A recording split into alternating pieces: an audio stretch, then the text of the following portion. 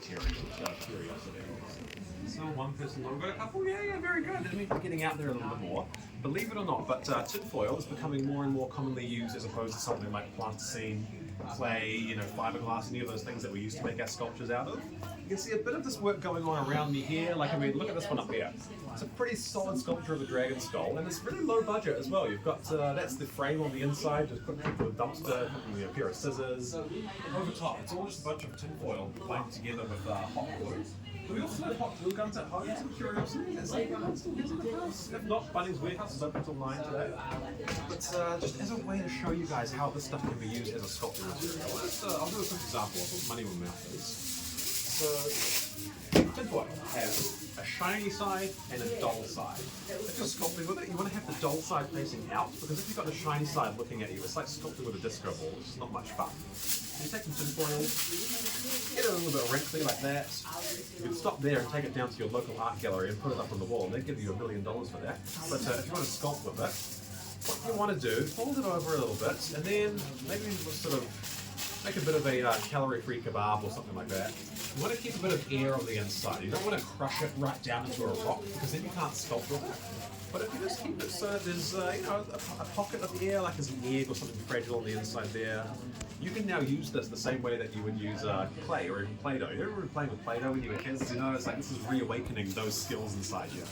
And so I am by no means a sculptor, but if you just bear with me, I'll twist that one around. Yeah, okay, this is going to work.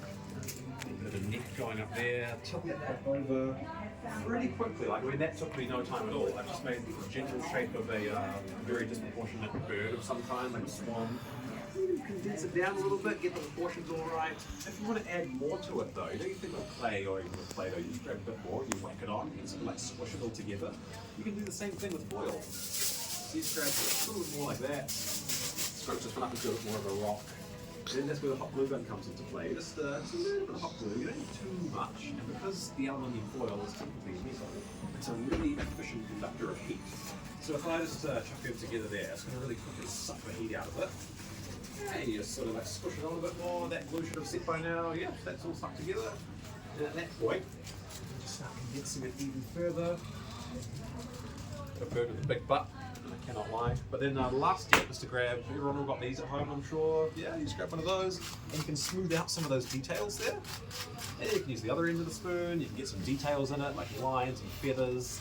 The best part of this though is if you do one like that, which sucks, you just recycle it and you can just start again. Unlike clay, where you have to like sculpt something and you fire it in the kiln, you've got to leave it for a bit. And if you do one that's not very good, it's quite disheartening because you've done all that work and it takes ages. Whereas this stuff, you can just do heaps of stuff, just bang, bang, bang it all out, and it's pretty efficient and it's very cheap as well. All of those that you're seeing behind me up there, those are all just tinfoil, hot glue, and spoon. It's about, that's professional grade. You got the face hugger from the Alien films up there hanging down. It's all just tinfoil. Where this comes into play on a movie set, it's a little bit different. We can take it a bit further. You guys see the dragon there, you got that one over there, and there's this one down here. They're made from granite. But if I lift her up, I'll show you, she starts out the exact same way. You guys see that? Tinfoil dragon on the other side. So what we've done there is we've made a tinfoil sculpture, and then we have an outdoor clay that we quite like to use here. This one called Altair. So this was engineered by one of our artists who works here at Weta, specifically for tinfoil sculptures to make something that you can use on a movie set. So you can buy this from any arts and crafts store these days, like Gordon Harris. It comes in a powder like that. You mix a bit of sea, and then you grab a tinfoil sculpture, like one of this is obviously your work from today, I guess. Yeah, it's like that. You just frost it like you're frosting a cake. Don't lick the spoon though, it's going to turn to stone. But after a few hours, you can get a bit of detail. If you grab a spoon, and on this one, use the end of the spoon to carve some details into the clay while it's still setting. After a week or two, this is going to set all by itself. You don't have to put it in a kiln, you don't have to fire it or anything. It's going to set all by itself. You can do this on your kitchen table if you like. And it goes hard as stone, really. So you can put the stuff outside in any environment. I believe this stuff is used in outdoor theme parks like Universal Studios and Disneyland. You know all the weather those places are subjected to, hurricanes and like really intense heat. Apparently the stuff Altair, once it's set, it's going to last for 200 years as certified by the Australian government. So it can go outside any climate for about 200 years. But bringing it back to tinfoil and what you guys can do at home, you might notice on the table behind you there is a plethora of tinfoil. There's a bunch of spoons hanging up the top, and then in the corner there's a bright orange hot glue gun.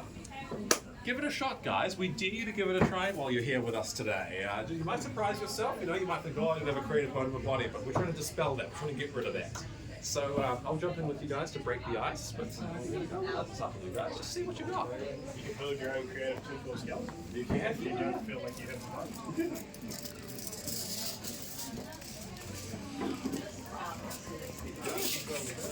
Oh, I'm just not Thank you.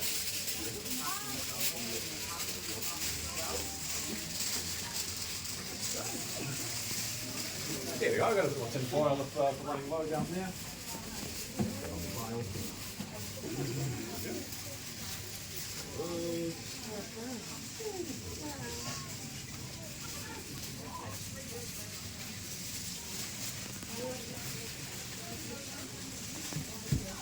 Now, who mentioned earlier that horror was their favourite genre? It was you, was it? Yeah. I wanted to talk to you about Brain Dead, and Brain Dead, that was one of our very first movies that we did as Weta. We actually broke the record for the most fake blood ever used of all time in a movie on Brain Dead. I think it was around 1,000 litres that we used.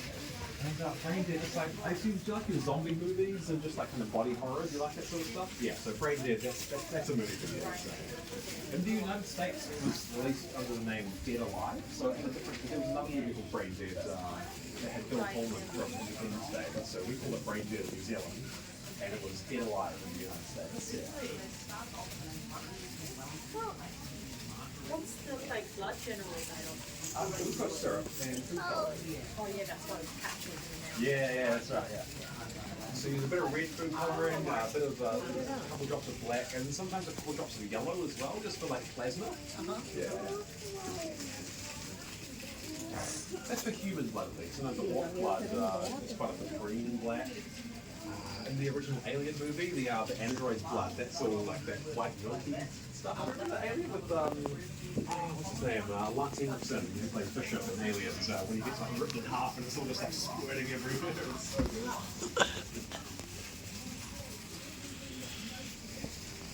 What's everyone got coming together? Have I seen, what have you got coming out there? Is it It's going to be a part. Yeah, I was going to say, I thought I could see the arches at the top. Yeah, very nice. How did you start it? Two pieces of tinfoil stuck them together and then went, let's have a creative No, shape. I mean in general, I don't think that is that like school, university to learn that, or is just I'm everything a self-taught? digitally taught sculptor, but I'm a Okay. self-taught physical sculptor. Okay. Kind of transferable skills, but also more important than physical sculpture. And if you don't understand physical, your digital will never be as good as it could be. Okay. Yeah, I think it's just fun. It's also a cheap way to get into a hobby if you want to start, right? Yeah. Is that a sword? And the colors, that's then painted or sprayed, or is it different color? Different color tinfoil. Okay. You can paint it though. So this is a bit of wood glue over the top, PVA, and then just acrylic. And also you can colour this stuff as well. And that is, if you ever see people with coloured concrete, the way they do that, Yeah, it's yeah. like a tinted powder that they add to it. Yeah. It's the same way that you would do that as a green. Okay, yeah. And the idea is, rather than having the thing painted, I shouldn't have to keep repainting it, right? It's Yeah. already that colour, it should stay that colour. Yeah. I like to grab two. And just like hold them like they're one piece. Sure. Nice, grab something as well. Hold them one piece. So you've got that one all scrunched up nicely. So just go a little bit. And then you've got two like that. I quite often like to get. You could do it, why don't you? Maybe if you brought that one over there. Yeah, that could work.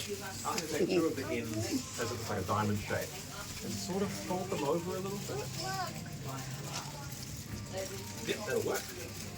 And then what you want to do is kind of turn it into, that's why I mentioned before, the calorie-free kebab. So you sort of like got or even like a bouquet of flowers, something like that.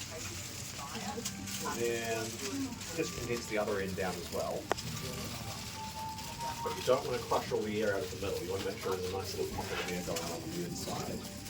You can smooth out both the edges. So it looks a bit like the matrix of leadership from transforming the ring of the board. Just like that. Usually it's just kind of applying something. Yours, I would recommend using this end here as the head, because you want that tail to be really nice and pointy, so you've got a good natural tail coming together there. So I'll probably pull